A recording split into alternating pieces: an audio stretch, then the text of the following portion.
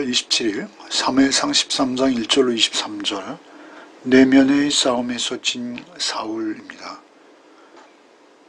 오늘 13장 본문은 사울이 왕으로서 첫 번째 전쟁을 수행하는 그러한 모습을 기록하고 있습니다. 이 전쟁에서 가장 중요했던 그것은 무엇이냐면 사울이 누구를 의지하는가입니다. 사울이 누구를 의지하느냐에 따라서 그의 믿음이 어디에 뿌리를 두고 있느냐에 따라서 사울의 운명은 결정되어진다라는 것이죠. 그가 전적으로 하나님만을 믿고 의뢰하며 하나님의 능력 안에 서느냐, 그렇지 않으면 자신의 인간적인 노력과 판단 또는 인간적인 눈에 보이는 어떠한 상황 처리 능력, 이런 것들에 자신의 믿음을 둔다면 그는 결국 실패할 수밖에 없는 것이죠. 여기서 어떤 한 가지의 상황도 중요하지만 그의 중심이 어디에 있느냐가 더욱 중요한 것이죠. 먼저 1절로 7절을 읽겠습니다. 사울이 왕이 될 때 40세라 그가 이스라엘을 다스린 지 2년에 이스라엘 사람 3,000명을 택하여 그 중에 2,000명은 자기와 함께 믹마스와 베델산에 있게 하고 1,000명은 요나단과 함께 베냐민 기브아에 있게 하고 남은 백성은 각기 장막으로 보내니라. 요나단이 게바에 있는 블레셋 사람의 수비대를 치매 블레셋 사람이 이를 들은지라. 사울이 온 땅에 나팔을 불어 이르되 히브리 사람들은 들으라 하니 온 이스라엘이 사울이 블레셋 사람의 수비대를 친 것과 이스라엘이 블레셋 사람들의 미움을 받게 되었다 함을 듣고 그 백성이 길갈로 모여 사울을 따르니라. 블레셋 사람들이 이스라엘과 싸우려고 모였는데 병거가 3만이요 마병이 6,000명이요 백성은 해변의 모래같이 많더라. 그들이 올라와 베다엔 동쪽 믹마스에 진침해 이스라엘 사람들이 위급함을 보고 절박하여 굴과 수풀과 바위틈과 은밀한 곳과 웅덩이에 숨으며 어떤 히브리 사람들은 요단을 건너 갓과 길르앗 땅으로 가되 사울은 아직 길갈에 있고 그를 따른 모든 백성은 떨더라. 사울이 이제 왕이 되어진 지 2년 만이라고 합니다. 그가 이제 상비군을 창설한 것이죠. 이제는 전쟁이 있건 없건 간에 항상 3,000명의 군대를 두겠다라는 것이죠. 2절에 보면 3,000명을 택하여 2,000명은 자기와 함께 있게 하고 1,000명은 요나단과 함께. 자신은 믹마스와 베델산에 있고 요나단은 베냐민 기브아 지역에 거주하도록 이렇게 한 것이죠. 그리고 이제 남은 백성들은 각기 장막으로 보낸 것이죠. 그들은 각자의 삶이 있습니다. 문제는 여기서부터 발생하죠. 3절에 요나단이 게바에 있는 블레셋 사람의 수비대를 쳤습니다. 먼저 전쟁을 건 것이죠. 요나단이 게바에 있는 블레셋 사람의 수비대, 게바 지역을 지키고 있는 어떤 경비부대죠. 그들을 요나단이 공격한 것입니다. 먼저 공격한 것이죠. 아마 사울과는 논의가 되어진 그런 상황이었을 것입니다. 그가 블레셋 사람을 치고 그 상황이 있자마자 사울은 온 땅에 나팔을 불어서 공표합니다. 그가 하는 말이 무엇입니까? 히브리 사람들은 들으라. 온 이스라엘이 사울이 블레셋 사람들이 수비대를 친 것과 이스라엘이 블레셋 사람의 미움을 받게 되었다라고 온 이스라엘에게 고한 것이죠.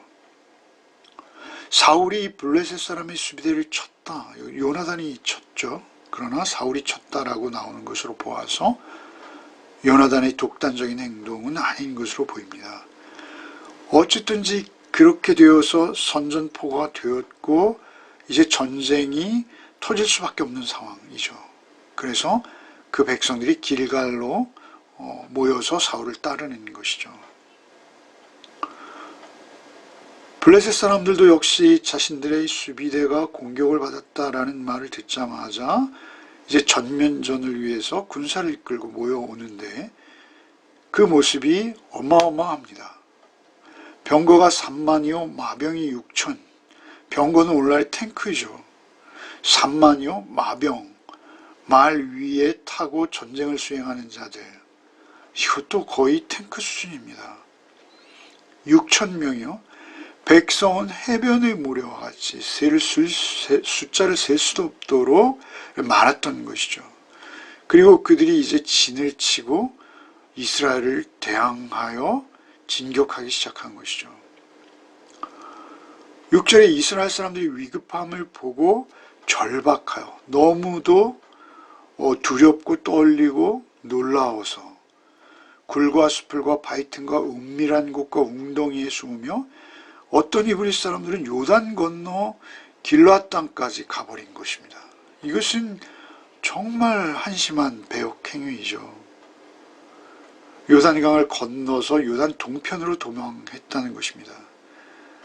사울은 아직 길갈을 지키고 있었으나 그를 따른 모든 백성은 떨더라. 그러니까 사울을 따라 지금 길갈에 같이 머물고 있는 백성들마저 떨고 있었다라는 것이죠. 군대에 있어서 가장 중요한 것은 무엇입니까? 특별히 사람과 사람이 백병전으로 전쟁을 수행하는 그 시대에 있어서 군기와 군의 사기가 전쟁을 좌우하죠. 숫자도 아니요, 사기입니다. 사기에서 먼저 적에게 눌리면 그 군대는 이길 수가 없는 것이죠. 그를 따른 모든 백성이 떨더라. 두려움에 사로잡혀서 떠는 것이죠. 그것은 사울도 동일했다라는 것입니다. 그들이 하나님을 의지하지 않고 있다라는 것이죠. 그들이 하나님을 의지했으면 상황과 여건에도 불구하고 그들이 떨지는 않는 것이죠. 최소한 떨지는 않고 오히려 담대할 수까지 있는 것이죠. 그럼에도 그들은 떨고 있다는 것은 지금 이 전쟁에 하나님이 계시지 않다라는 것을 그들이 스스로 증명하고 있는 것입니다. 9절로 15절을 읽겠습니다. 사울은 사무엘이 정한 기한대로 이레 동안 기다렸으나 사무엘이 길갈로 오지 아니하매 백성이 사울에게서 흩어지는지라. 사울이 이르되 번제와 화목제물을 이리로 가져오라 하여 번제를 드렸더니 번제를 드리기를 마치자 사무엘이 온지라. 사울이 나가 맞으며 문안하매 사무엘이 이르되 왕이 행하신 것이 무엇이냐 하니 사울이 이르되 백성은 내게서 흩어지고 당신은 정한 날 안에 오지 아니하고 블레셋 사람은 믹마스에 모였음을 내가 보았으므로 이에 내가 이르기를 블레셋 사람들이 나를 치러 길갈로 내려오겠거늘 내가 여호와께 은혜를 간구하지 못하였다 하고 부득이 번제를 드렸나이다 하니라. 사무엘이 사울에게 이르되 왕이 망령되이 행하였도다. 왕이 왕의 하나님 여호와께서 왕에게 내리신 명령을 지키지 아니하였도다.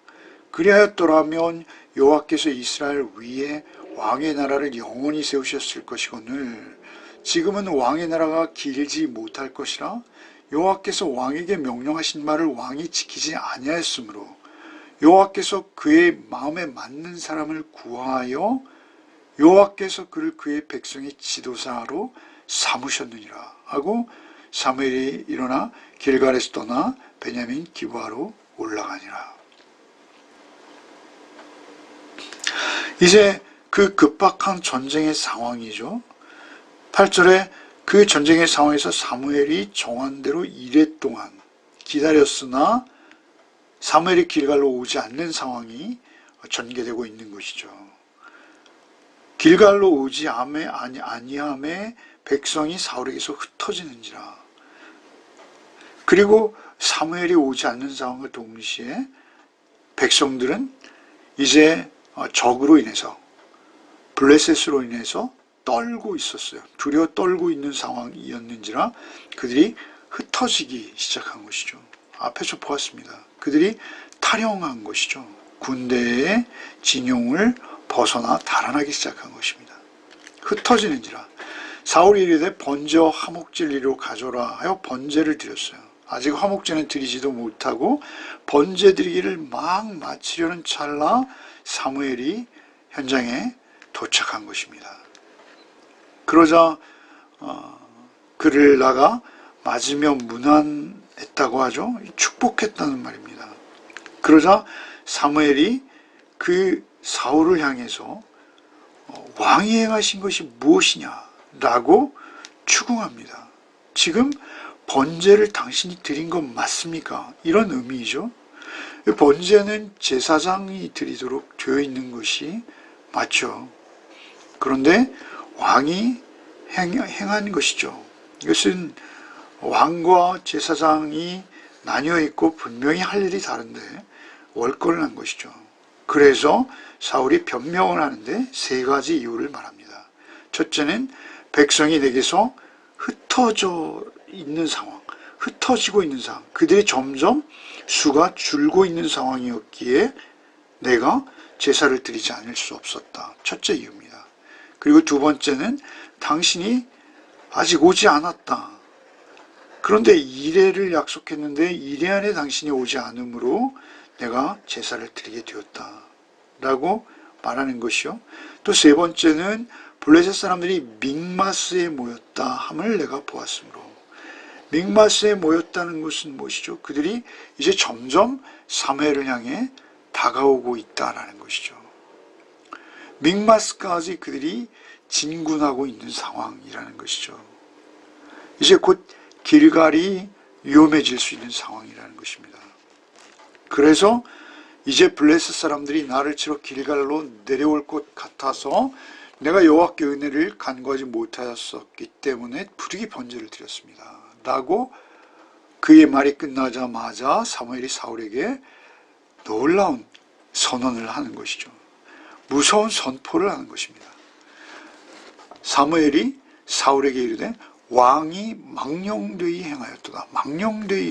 이것은 하나님을 의지하지 않고 하나님을 온전히 의지하지 않고 하나님을 가볍게 여기고 심지어는 하나님이 계시지 않은 것처럼 여긴 거예요. 망령되이 행하였도다. 왕이 왕의 하나님 여호와께서 왕에게 내리신 명령을 지키지 아니하였도다. 특별히 제사 제도는 제사장에 의해서 진행되어야만 합니다. 뿐만 아니라 사무엘이라는 선지자, 그 선지자와 왕은 나라를 정치하고 치리하고 나라를 통치하지만 중요한 것은 혼자 마음대로 해도 되는 것이 아니라 하나님의 율법의 말씀과 특별히 제사장과 선지자직을 아직 가지고 있는 사무엘이 사사요 제사장이요 선지자였죠. 그 중에 사사의 직임은 이제 왕으로서 사울이 가져간 것이죠. 그렇다 하더라도 사무엘에게는 제사장과 선지자의 직임이 있습니다.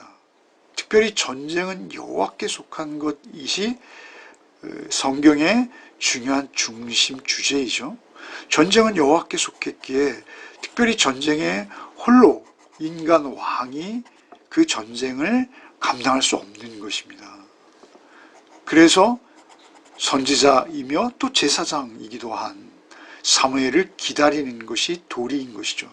오히려 제사를 드리지 못한 상황에서 전쟁이 발발했다 하더라도, 그래서 할 수 없이 전쟁을 수행한다 하더라도 제사를 드리는 행위는 하지 말았어야 되는 행위입니다. 왜 그렇습니까? 하나님의 명령이기 때문에 그렇습니다. 그런데 그것을 가볍게 여긴 것이죠. 왕이 하나님을 망령되이 여겼다라는 것입니다. 왕이 여호와께서 왕에게 내리신 명령을 지키지 않았다라고 단정하는 것이죠. 만약 지켰다면 여호와께서 이스라엘의 왕위를 영원히 당신에게 주었을 것입니다. 라고 말씀하시는데 이미 그 약속을 첫 시험대에서부터 하나님을 망령되이 여겼고 불신했고 그 상황을 하나님보다 더 중요하게 여겼기에 이제는 하나님의 마음에 합한 다른 왕을 세우겠다. 14절에 지금 왕의 나라가 길지 못할 것이나 여호와께서 왕에게 명령하신 바를 왕이 지키지 아니하였으므로 여호와께서 그의 마음에 맞는 사람, 그의 마음에 합한 자, 누구입니까? 다윗이죠. 그의 마음에 맞는 사람을 구하여 여호와께서 그를 그의 백성의 지도자로 삼으셨느니라. 이미 삼으셨다는 거예요. 앞으로 사울의 통치 기간은 이제 이스라엘을 다스린 지 2년밖에 안 됐다 했죠. 1절에. 사울의 집권 기간은 40년입니다. 사도행전에 나와 있죠. 그 사울의 집권 기간 40년 중에 이제 2년밖에 지나지 않았어요. 아직 38년이나 시간적으로 봐서는 긴 세월이 남아 있습니다. 그럼에도 불구하고 이미 하나님 앞에서 사울은 왕으로서는 결격자가 되었고 이제 오히려 다윗을 세워가는 그러한 시간들이 이어지게 되는 것이죠. 그의 마음에 맞는 사람을 구하여 여호와께서 그를 그의 백성의 지도자로 삼으셨느니라. 이미 삼으셨다는 거예요. 그래서 그 말을 그 선포를 한 사무엘은 이제 길갈을 떠나 베냐민 기브아로 올라가 버리는 것이죠. 이제 16절로 23절을 읽겠습니다. 사울이 자기와 함께한 백성의 수를 세어보니 600명 가량이라. 사울과 그의 아들 요나단과 그들과 함께한 백성은 베냐민 게바에 있고 블레셋 사람들은 믹마스에 진쳤더니 느략군들이 세대로 블레셋 사람들이 진영에서 나와 한 대는 오브락 길을 따라 수알 땅에 이르렀고 한 대는 벳호른 길로 향하여 한 대는 광야 쪽으로 스보임 골짜기가 내려다 보이는 지역길로 행하였더라. 그때 이스라엘 온 땅에 철공이 없었으니 이는 블레셋 사람들이 말하기를 히브리 사람이 칼이나 창을 만들까 두렵다 하였습니다. 온 이스라엘 사람이 각기 보습이나 삽이나 도끼나 괭이를 버리려면 블레셋 사람에게로 내려갔었는데 곧 그들이 괭이나 삽이나 쇠스랑이나 도끼나 쇠채찍이 무딜 때에 그리하였으므로 싸우는 날에 사울과 요나단과 함께한 백성의 손에는 칼이나 창이 없고 오직 사울과 그의 아들 요나단에게만 있었더라. 블레셋 사람들의 부대가 나와서 믹마스 어귀에 이르렀더라. 이제 이러한 상황이 전개되고 있을 때 16절에 보면 사울이 자기와 함께한 백성의 수를 세보니 600명가량밖에 안 남았어요. 3000명이 있었죠. 요나단에게 1000명, 사울에게 2000명. 사울에게도 2000명이나 있었습니다만 이제 600명밖에 안 남았어요. 사울이 번제와 화목제, 번제를 드리지 않았어도 월권이 되었던 그 번제를 드리지 않았어도 600명은 남지 않았겠어요? 최소한. 번제를 드렸음에도 불구하고 2000명 중에 600명밖에 남지 않았다는 거예요. 사울과 요나단이 그때는 같이 있었을 텐데요. 3000명 중에 600명밖에 안 남았다라는 것이죠. 그가 첫 번째 백성들이 흩어져서 내가 번제를 드렸다 했지만 그 번제가 효과가 없었던 거예요. 사울대로 하다면. 흩어짐을 막기 위해서 번제를 드린 거예요. 하나님 앞에 진실하게 번제를 드린 것이 아니에요. 백성들을 보고 그들이 흩어지는 것이 불안해서 번제를 드린 거다라는 것이죠. 첫 번째 이유가 백성이 흩어졌기 때문에 번제를 드렸다고 했는데 이미 600명밖에 남지 않았다는 것입니다. 그리고 이제 블레셋 군대는 세 팀으로 나누어서 17절에 노략군들이 세 대로 블레셋 사람들의 진영에서 나와 한 대는 오브라, 한 대는 벳호른, 한 대는 스보임. 그러니까 정예군들은 남아있고 노략군들이 나왔다고 그러죠.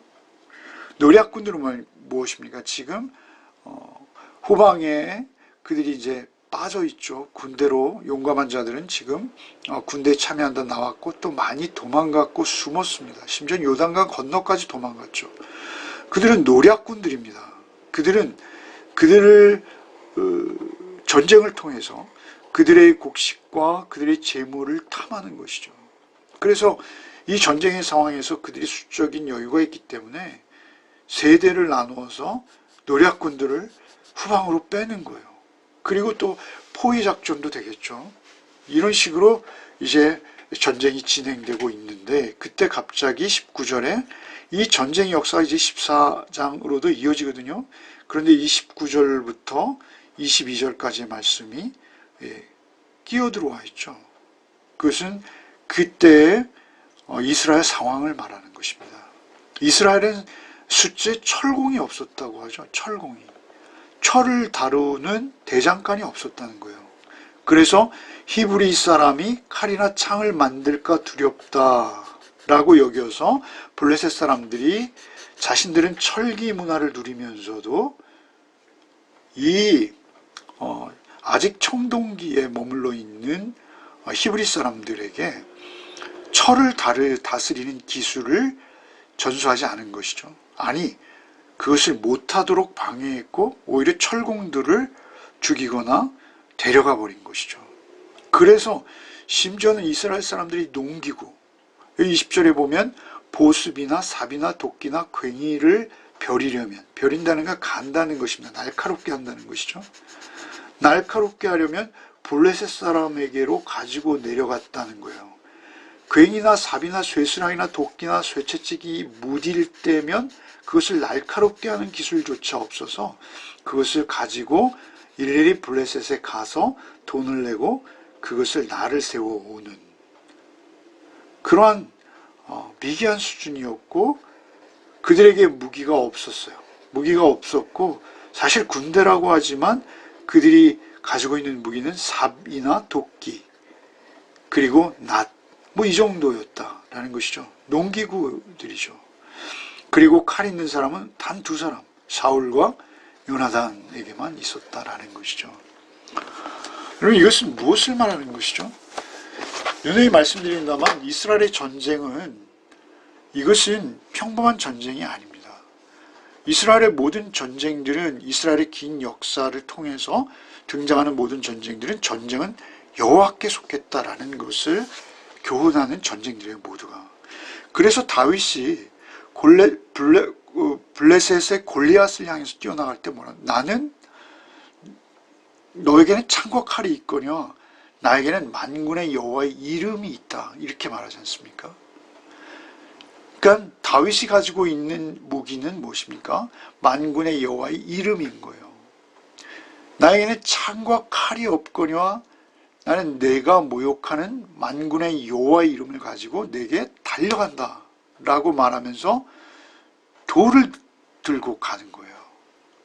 돌을 가지고 어떻게 창검을 들고 있는 백전노장 골리앗을 이길 수 있냐는 것이죠. 그것은 전쟁이 여호와께 속했다는 것이고, 이것은 칼과 창으로 하는 전쟁이 아니라는 거예요. 사울과 요나단이 칼을 가지고 있다는 것도 의미가 없습니다. 칼 두 자루가 무슨 의미가 있겠습니까? 오직 이 모든 전쟁은 여호와께 있다라는 것입니다. 오늘날 우리도 영적 전쟁을 하는 그러한 처지이죠. 오늘 하루도 우리가 영적 전쟁을 하는 것입니다. 우리에게 전쟁은 어떤 전쟁입니까?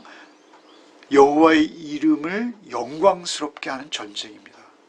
우리가 칼과 창도 없음에도 불구하고 여호와의 이름만으로, 하나님의 이름만으로 우리가 강력하다, 너희보다 강력하다라는 것을 증거하는 것입니다.